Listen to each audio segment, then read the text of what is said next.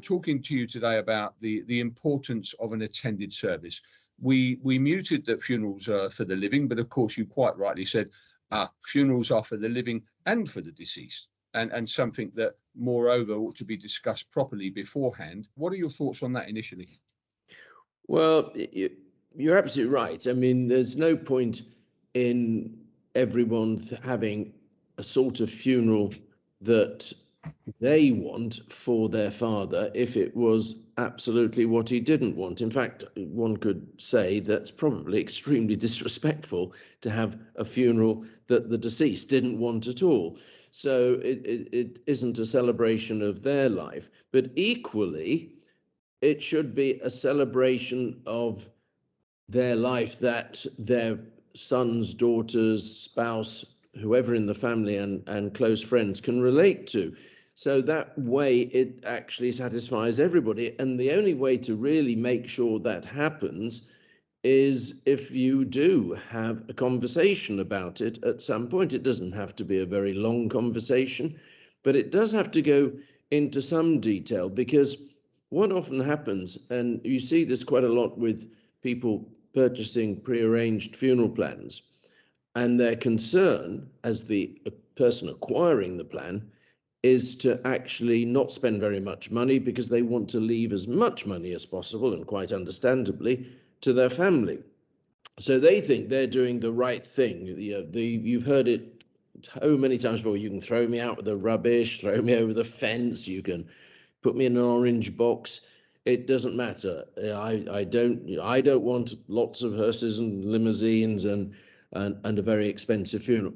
But actually, for two important reasons, when somebody does then pass away and that plan is redeemed, if it hasn't been discussed, the family, when they find out, are very often horrified.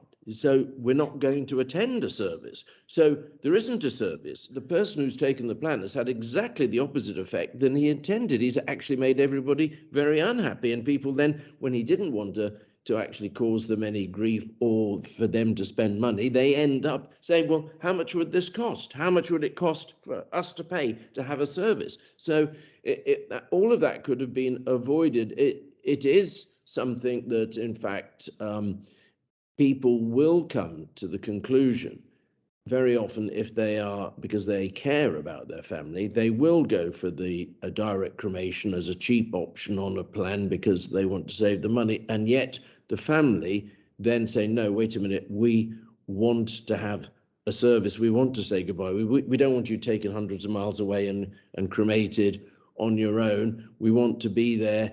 We want to celebrate your life. We want to have, in fact, that opportunity to actually celebrate your life and go through a proper grieving process. So, and it is important to go through that process, because if you don't, you tend to bottle it all up inside. So it's very bad for you. So those things can only really happen if you have a conversation. And one of the things that is so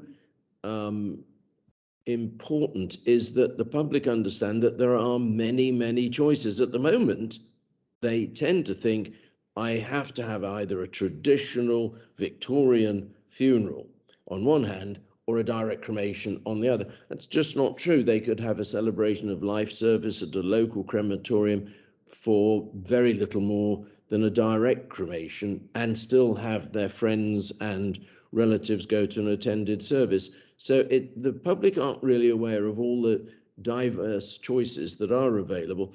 And diverse choice is a very good thing, because it just means that everybody can end up having what they want and at a price they can afford.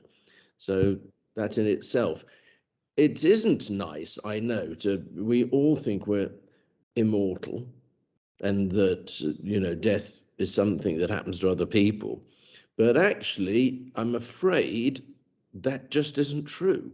And therefore, to pretend it isn't going to happen, um, not many people might know this, but Winston Churchill planned his own funeral, and it was called Operation I Hope It Never Happens. But of course it did, and everybody else's will. And so it's worth having those few minutes.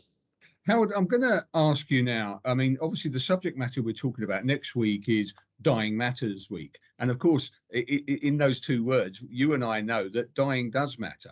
And I think that's important. And people with a skeptical hat on looking at this might think, well, of course, Howard Hodgson, he would say that because at the end of the day, he's got a number of crematorium and he wants those crematorium to be used, etc. But drawing on your experience, many, many years of experience, and indeed I could draw on some of mine actually, and they're going to say, well, how do you know that having a direct cremation impacts on you like that? You've never had one. So tell us a bit about how you know why people would feel perhaps unsettled or struggling with their grief because they haven't had an attended service. Well, I think most people would rather have an attended service anyway. I don't think most people, the person buying a plan might think it's a very good idea because they're not dying, they're not dead. They might just think at the time, as they could be sort of with all their friends and family, and they'd be thinking, well, when I die, I'll have gone and that's the end of that. But actually, when they do die, their family is going to be very upset and it will want to express itself. And everybody from psychiatrists through to ministers of every religion tell you that you must actually let grief come out. And of course, mankind, since before Christianity, has always believed in actually attending to the dead and either burning them or burying them. And that's happened a long time before the birth of Jesus Christ. And it's always been the same way. And it is absolutely right that people should want to do that. Now, as to the fact that I, like everybody else, has experienced bereavement, and I've lost a son, and I've lost both my parents. My father when I was relatively young.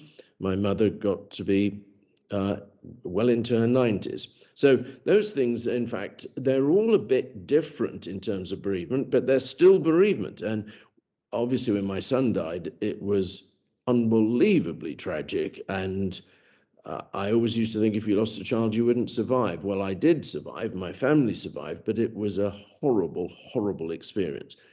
And when my father died, he died at a relatively young age of 57. It was a very bad experience. And even when my mother died at 94, it was a very bad experience. And you needed that closure.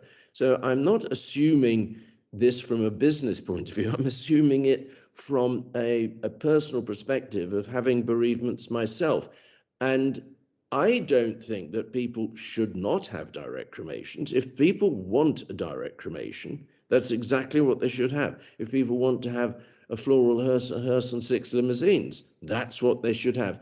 But if people want to go to the crematorium and just have a celebration of life and the coffin's waiting on the catafalque and it's going to cost you virtually the same amount of money as a direct cremation, but you can attend, then that's also your choice. And I think that as long as those diverse choices are there, people should know. At the moment, I think too many people get not buy direct cremation. Very few people buy it at the time of need, but where it does come into play is buying it as a prearranged plan. And that's because people don't imagine what the bereavement's going to feel like when the death actually happens. If they did, they might have made a different choice. Yeah, and you allude to choices, which I think is a very important issue. I mean, even with my limited experience now, I know that when people came to visit the parks that I've worked on, and I said, would you like to have a walk in the chapel before your mother's service? And I've actually said to them, oh, prepare yourself for this because it's a very, it will affect you emotionally, even when we walk in, even though this is not the day of their funeral.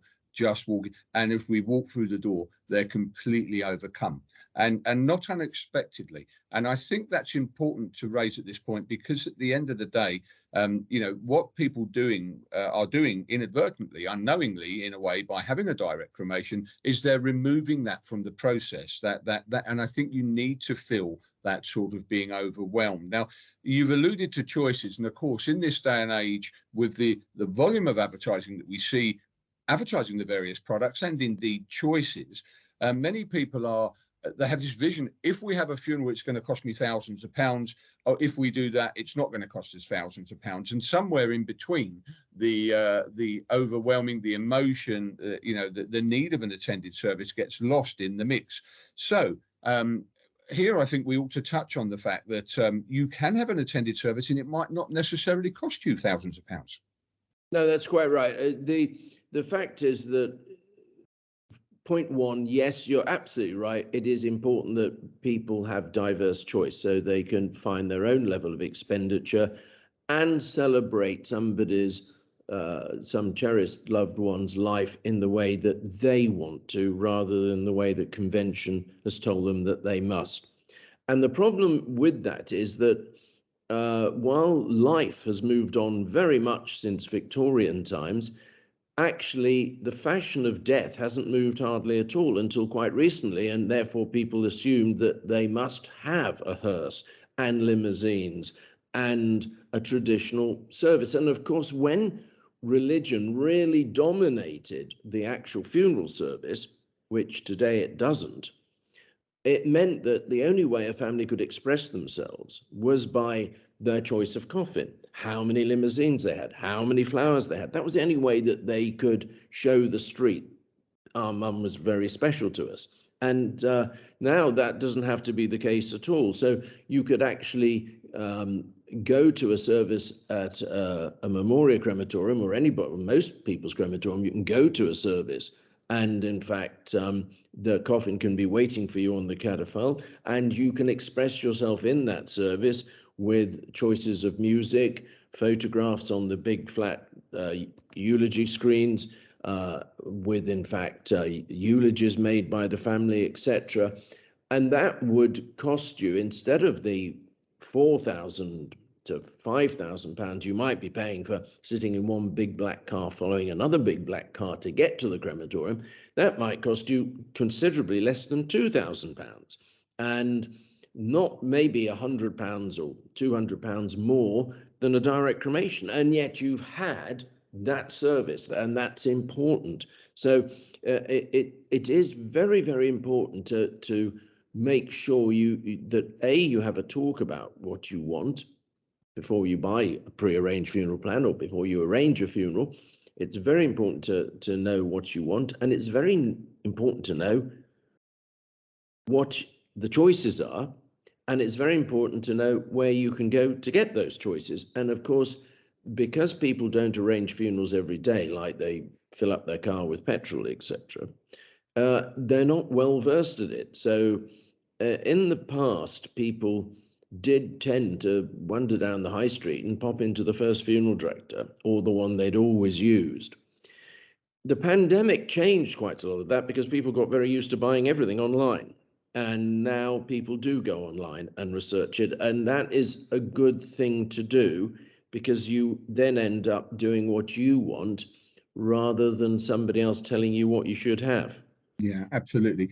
As we're doing this for Dying Matters Week, a lot of people, we all know, I think, that death and dying is a very taboo subject, and a lot of people are afraid of what might happen when they open the conversation, the silences or the emotions that it stirs up. It is a difficult conversation, and some people, it's easy for them to say, perhaps they haven't done it before, and they say, "Oh, just let it flow naturally." What would you say to people that perhaps their parents are of an age, or perhaps their grandparents are of an age, perhaps unfortunately not well, and that inevitably the subject they don't want to talk about is there? What would you say to help make that a little bit easier for them?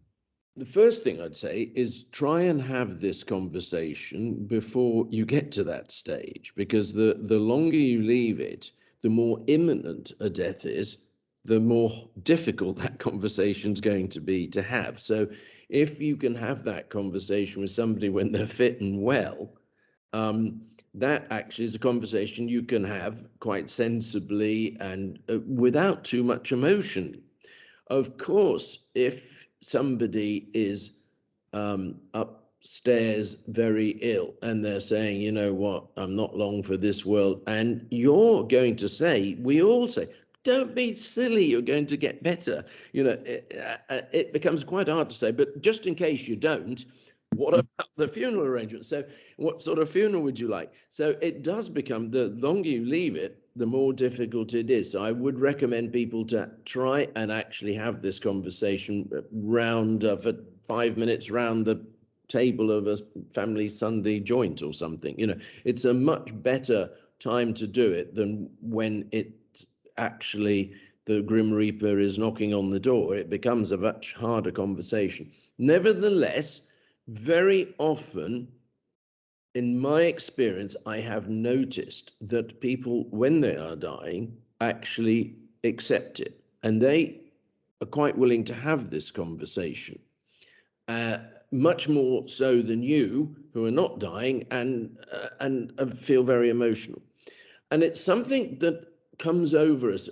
I had cancer, and when I had cancer, I became actually a very nice person, and I wasn't really frightened of dying. And as soon as I was told I was cured, I was not such a nice person, and I became very frightened of dying again. So it is a situation which you'll find that you can talk more easily to a person that's dying. They will accept their dying much more with less emotion. I think it's something that if you're a Christian, you might, or believe in God, you think that he steals you to it. If you are agnostic or atheist, you just think it's part of human nature. But there is something that fortifies us. You see very few people who are actually dying howling their heads off or screaming. And it is something that's there. So you shouldn't be too frightened of still having the conversation. It's going to upset you more than the person who's actually dying, is my belief. Yeah. Well, okay. Look, I think that's fine. Thank you very much for today, Howard. It's been fascinating, as always, to talk to you. And I think you're absolutely right. It is. I'm saying this with a degree of sort of comfort. Obviously, I work in the industry. That I believe it is. It's healthy to have that conversation. And that people are unwell or have made their wishes clear about what they do or don't want, should just perhaps stop for a moment and consider the impact of those that are going to be left behind and living with loss. Just as important. Thank you very much indeed.